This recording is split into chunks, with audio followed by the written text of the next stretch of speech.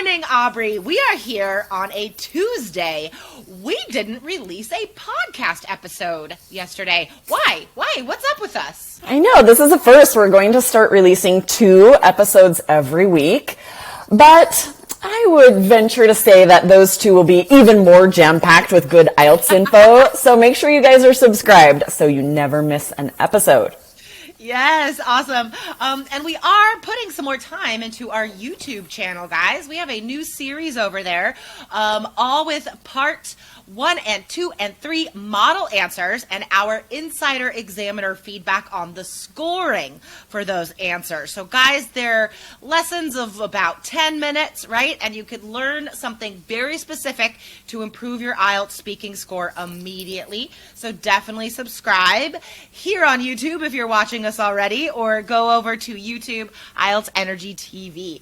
All right, sweet. So Aubrey, we are talking about some really insider information regarding the computer IELTS today. Yes, exactly. We're going to answer a few questions that we have received about the computer IELTS exam, which is available more and more around the world. So there's a good chance that it's available where you are. Hopefully you've probably heard our episodes in the past that we do recommend the computer exam for a few reasons. So if it's available where you are, take that option.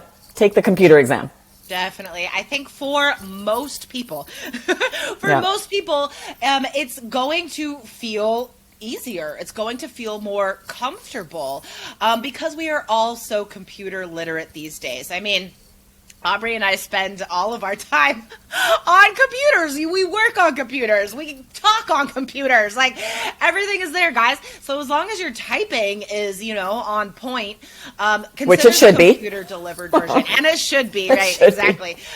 So in case you're wondering, the questions you get, the reading passages, the everything are exactly the same on the paper version and the computer delivered version, guys. Exactly the same content. All right, so it's not like it's an easier level test. That's not it. It's just the way we take it is easier for most people. Yeah, exactly. One big example is the audio, the listening audio. If you take it in, some big room, the audio might be coming from speakers that are far from you or a little staticky, whereas the computer exam, you have headphones, you can control the volume, and I think you're guaranteed to be able to understand. You're going to be able to hear the audio quality better. Yeah, I'm sure you guys have seen some stories like this on forums. We certainly have heard horror stories from students who they did really poorly on the listening exam because the audio was so awful. The room was so bad with the echoes and everything. And that just sets them up to be panicked for the rest of the day. Yes. So anyway, let's get into these questions about who exactly grades these computer delivered tests anyway. We have some student questions today that we're going to answer. Aubrey, can you go ahead and read the first question? Yes, I love that the student started this question with a curiosity. So adorable. And then said, who corrects IELTS computer-based exam, listening, reading, writing? Is it British Council, IDP, Cambridge, or the test centers? Okay, so that's a great question.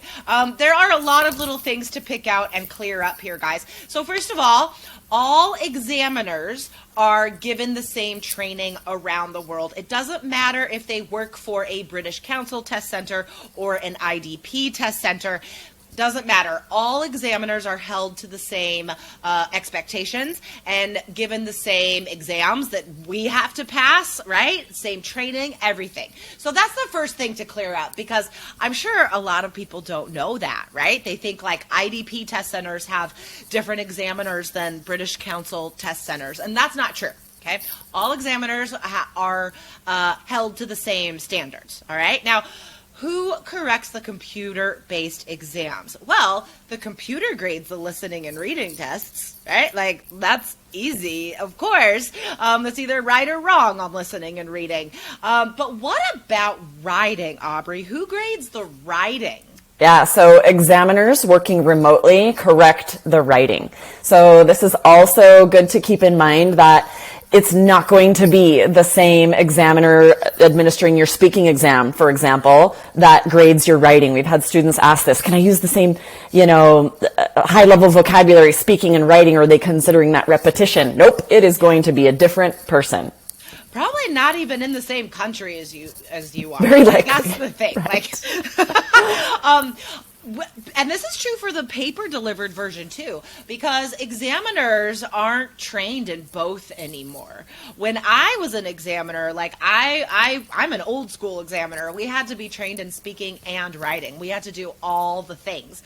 But these days, guys, examiners are usually trained in one or the other. If they are in person working at a test center, then they'll probably be focused on speaking, because IELTS now sends these essays to examiners that are working from home, and it could be anywhere in the world. They're still qualified. They're still, trained, but these are like remote examiners that you will never meet. That's who grades your writing these days. I gotta say then, we're really lucky to have an old school examiner, because you were trained for both, whereas if we brought someone on the team right now who's an examiner right now, they might be just one or the other. So lucky us, we have your wealth of information and knowledge for both. Ooh, ooh. I'm raising the roof. If you're not watching this on YouTube, guys, you're missing it. Okay. All right. Let's get to this next question. Can I start the listening test audio when I want? Am I given a minute to look at the questions before starting the audio?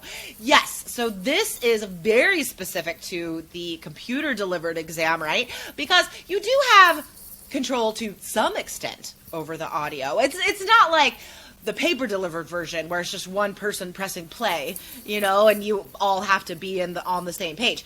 What happens on the computer delivered test, Aubrey? Yeah, so you still can't start and stop the audio when you want. There'll be an instruction screen that you look at, and on that screen is a button that says start. So then the screen goes to the first section as the audio begins, right? And for the second part of this answer, the same time is allowed to look at those questions before as students have that are taking the paper exam. So you have about 30 seconds to highlight keywords and get ready before you'll hear that audio start.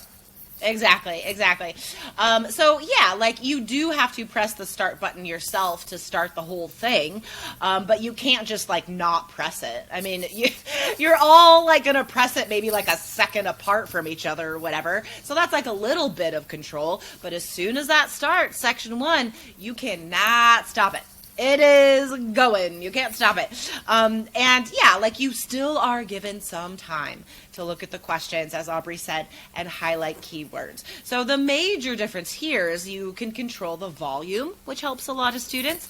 And you don't have to spend 10 minutes at the end transferring your answers, right? You still have time at the end to go back and check answers, because you can bookmark questions that you're unsure of if you're not sure of the answer. So definitely bookmark those answers you're not sure of, because just like on the paper, you have time to go back and check your answers, right? So that is a little difference, because you don't have that extra time to transfer them, obviously, because you're not transferring them.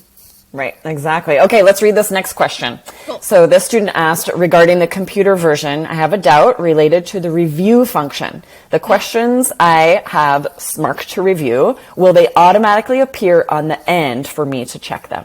This is related to what you were just asking. Yeah, or what that's you were funny. saying. I'm glad it's connected. Yeah. There's this little bar on the bottom of the screen that has the highlighted numbers of the questions that you want to check. So it's so easy, guys. You just click on the highlighted things at the bottom and it'll take you right to the page with the question that you want to check. Yeah, so it won't be an end screen like the student is kind of thinking might happen. It's along the bottom, and you can select them there to go back and look at any that you flagged for review, either if you skipped them or you weren't positive about your answer. But Jessica, I know we have talked before about when you have chosen an answer and you don't have a lot of time to rethink the whole question. We have so many students second guess themselves and then get it wrong. So be careful with that. That would be devastating, right? When you get it right in the first place and then you overthink it and change it and get it wrong. Yeah, totally. Yeah. don't change your answers too many times because you will change them to the wrong answer. That's like a rule of life. That's like what just happens. Don't second guess yourself. Yes. We talk so much about confidence, and students talk so much about lacking confidence and trying to find confidence, right? This is a part of that.